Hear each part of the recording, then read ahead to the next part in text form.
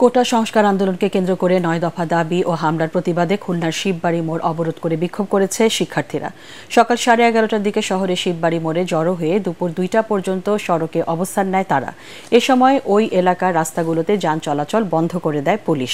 পরে আইনশৃঙ্খলা রক্ষাকারী বাহিনীর অনুরোধে স্থান ত্যাগ করেন শিক্ষার্থীরা।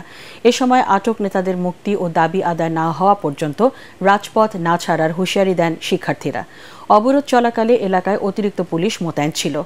এদিকে কেন্দ্রীয় কর্মসূচির অংশ হিসেবে রাজশাহী বিশ্ববিদ্যালয়ের প্রধান ফটকের সামনে বিক্ষোভ করেছে বৈষম্য বিরোধী ছাত্র আন্দোলনের শিক্ষার্থীরা।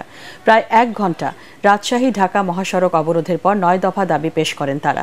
এ সময় বিশ্ববিদ্যালয়ের কয়েকজন শিক্ষক তাদের সাথে ছিলেন। কর্মসূচি চলাকালে পুলিশ, আনসার, র্যাব, বিজিবি সহ সেনাবাহিনীর সদস্যরা উপস্থিত ছিলেন।